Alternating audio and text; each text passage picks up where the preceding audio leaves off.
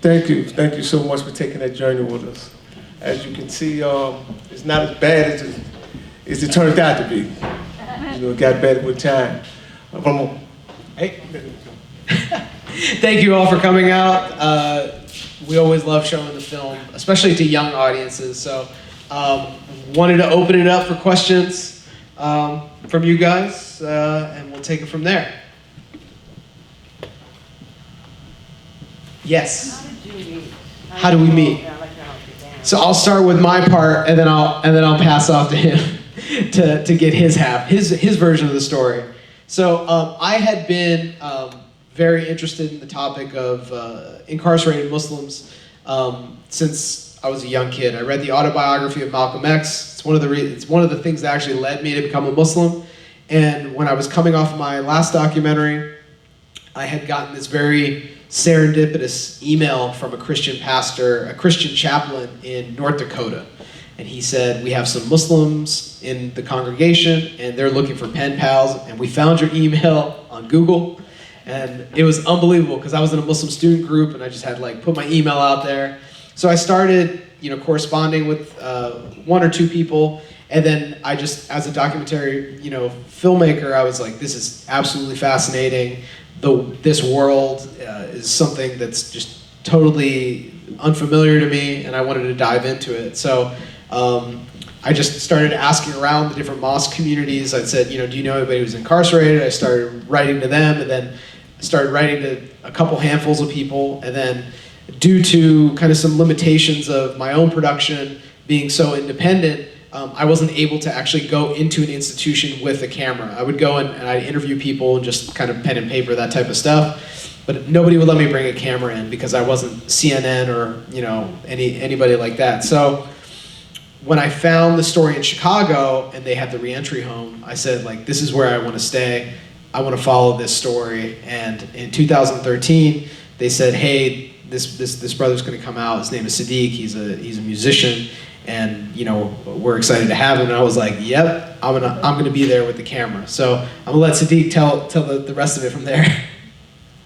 Yeah, I was getting ready to come out in about maybe a couple of months.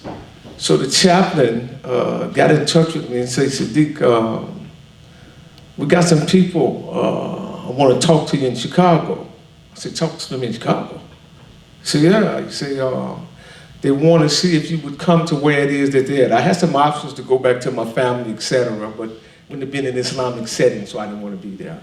So they say, well, after we agreed that I would do that, they said, listen, they also want to put some cameras at the train station when you come out. I said, some cameras at the train station? I said, yeah. I said, FBI? I said, I already know I'm leading the Islamic community, I'm helping the brothers become a little bit stronger in their walk. Things is changing inside the institution as a result of my leadership. The administration is saying, well, we've had a lot of Ramadan to take place during, the course of time. Say, but never had we had a Ramadan that we didn't have any problems out of under this brother's leadership. So that's to start making the contact. But all the time I'm thinking when they said cameras, FBI, they finna get me now, right? So I came out and got a chance to meet the brother Justin, and everything fell in place. Come to find out he was everything it is that he said he was. So it gave me an opportunity to perhaps create another setting that would inspire the brothers and sisters in prison to try to strive for something other than what it is that the mainstream America was telling them that they should do. So I wanted to make sure that they can see what that looked like. Somebody had to be out in the street doing the work to let them see what that looked like, to give them something to be inspired by, because as I was telling the group earlier, the system is not set up for anything other than recidivism. The system is set up so you can go out and you come back in. It's not getting you ready for anything other than returning back to prison. So it took brothers like Justin to make sure that no matter what it is I was going through, that I stayed on track, because it just wasn't about me. Any other questions from the audience? We could just talk about ourselves. Is this your first film? This is actually my second feature documentary. The first one I did is kind of a personal documentary about me going to Iran to find breakdancers. It's called Warring Factions. You can see it on warringfactions.com. It's not on any streaming services because I didn't get any music clearances. I have some scenes that we had some breakdancing, like a battle scene, and I was like, man, I'm not getting rid of that scene because there's music in the background. I'll just put it up. So yeah. Yeah. For Sadiq, what was school like? What was school like growing up? What was school life? School life for me growing up was that we didn't have the quality educators it is that I see here today. You know, the people that I ran to, some of the instructors and teachers that I seen today, we didn't have that when I was coming up. That's the reason why some of my choices was to remain in the street, to get with the gangs, etc., because it was the norm of where it is that I come from. So poverty, along with the absence of a proper education and minus required skills for suitable employment, will leave anybody in the community, no matter where you're at, to make some bad choices. So in my case, it was choosing to be what my brothers then was. You know, we were convinced we was gangsters and all that kind of stuff in the community, even though the organization was created to protect the community from the things that was taking place with heroin and cocaine. That's the reason why the gang was created when I joined it. But later on in life, in the early 70s, when they come out with two movies called Superfly and Mac, then the struggle went out the window and everybody turned to drugs. Of course, even as a youth, I was incarcerated, so to come home to that, you know, where they telling me, man, we're trying to get our money, man, you with this power, community stuff, I still felt like, you know, I was in the wrong place. So I welcomed an opportunity to get back in there where I was in the right place, because that's all it is that I know.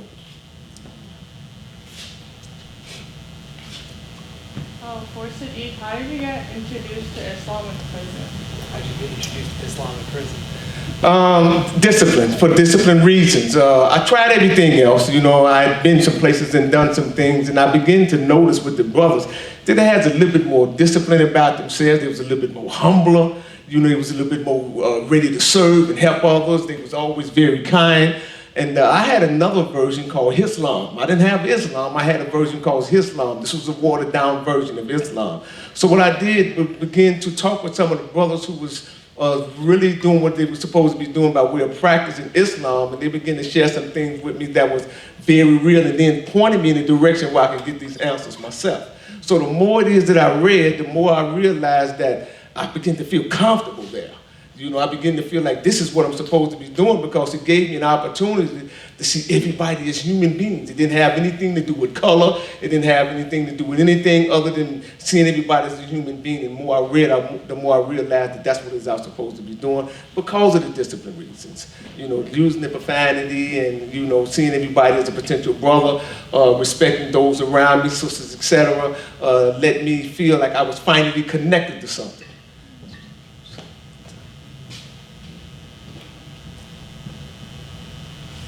On your journey of rediscovering yourself, how did your music help you, or if at all, or was it mostly a religion?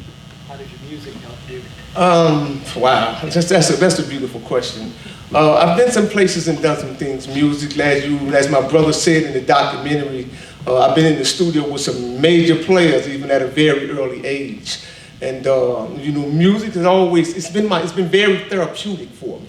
You know, in fact, while I was incarcerated, one of the pet peeves of the administration was that, okay, if we can get this guy, let him get in the band room and create a band where he can do what it is he's doing, we might be able to keep him calm for a little while. We take the music program away from him, then it's going to be a problem. So while I was incarcerated, they brought in whole studios to record us. They let us do Mother's Day specials on TV, and they sent them out to the streets so our families can see them.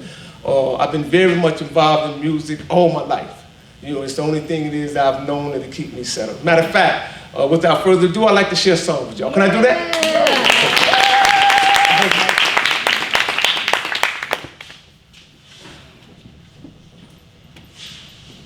This is my favorite job right here. Yeah, right.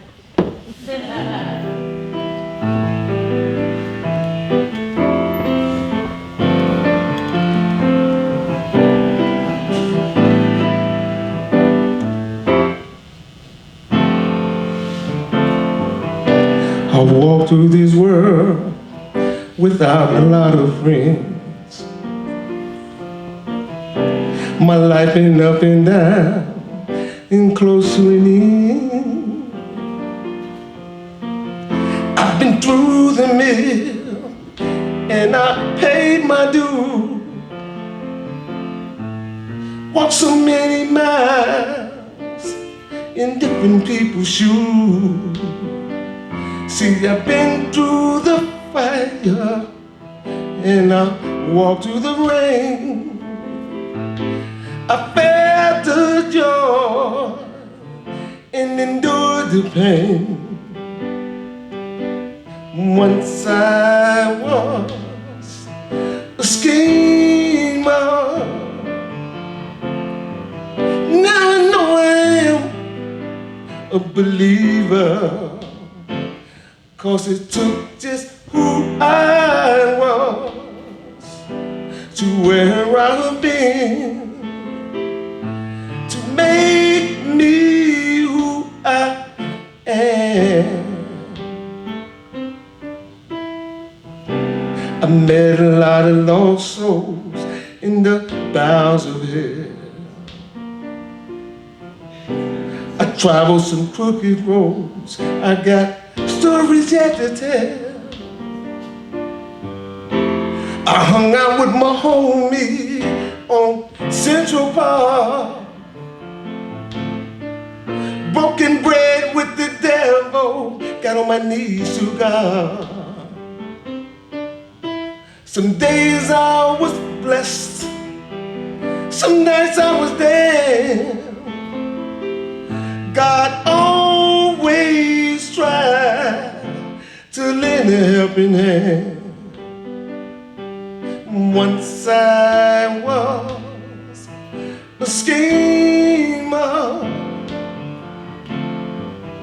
Now I know I am a believer. 'Cause it took just who I was to where I've been to make me who I am. 'Cause it took just who I was to where I've been to make me who I am. And I have no regrets. Yeah.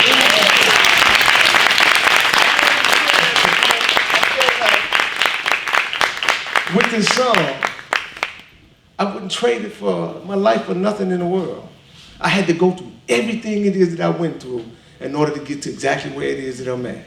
A lot of the guys and brothers and sisters that I know that was in the community with us didn't make it. I got family members that didn't make it. I got a brother that's dead. I got a sister that's deceased. I've had nephews to be murdered in Chicago, and a host of other things not too good to even talk about. So every time I reflect back to what it is that my life has been like, I realize that the Creator was telling me, I'm going to take you through some things because you're going to be one of my best servants. I'm going to take you through some things so you can come out and go back to the community and let people know that it's another way it is that we're supposed to be living as human beings. It don't have anything to do with what color you are. It don't have anything to do with how much money it is that you have. It only has something to do with you being a good example and serving your community and serving mankind, because that's what it is that I put you to do, put you here to do.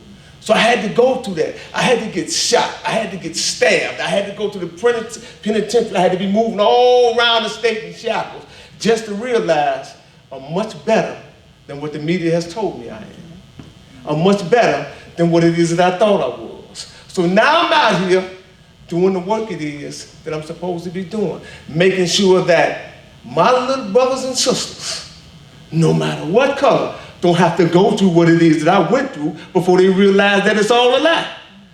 I'm out here trying to make sure that the instructors and the teachers understand that the importance of them doing the work it is that they're doing inside of the school is much more important than you realize. And together, we can change things to make sure that our young people don't have to go through what it is that I went through before they realize that they are much better than what everybody is telling them that they are. So again, I thank you for this opportunity. I thank you for giving me this platform. More than anything, I hope that you got something out of this that you can take back to somebody else so we can be the change that we ourselves have looked for. Agreed? Yes. So we're on the call. So can we change things? Will y'all help us do that? All you got to do is continue doing the work that you're doing. Thank you. Thank you.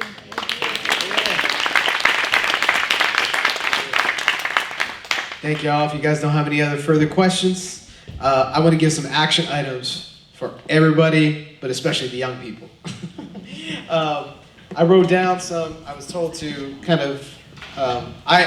Something that changed me a lot when I was growing up was just really doing a lot of self-education, and a lot of people ask themselves, like, what can you do as a young person to get involved in this issue? And there's a couple local organizations that you can get involved with. One is called Root and Rebound.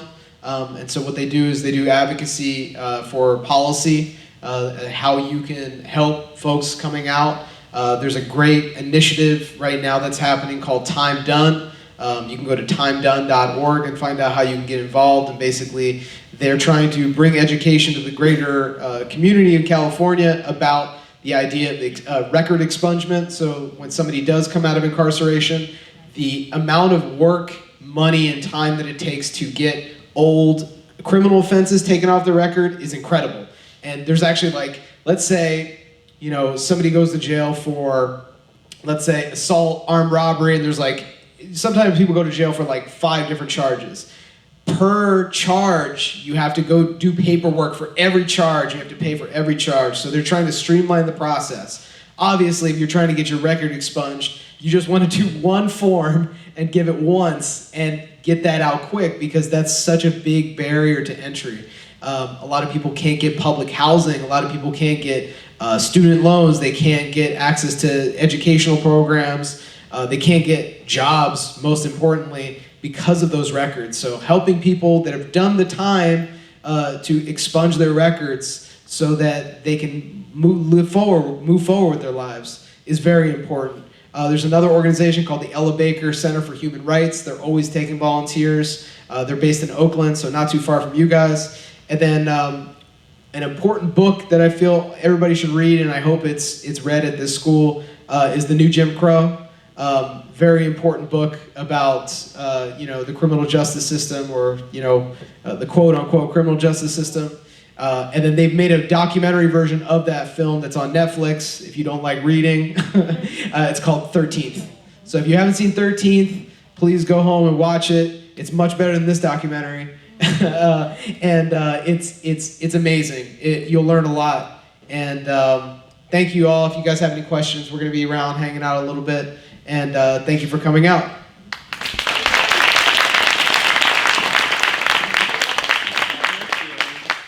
Thank you all for coming out. Please take some of that food so I don't take it home.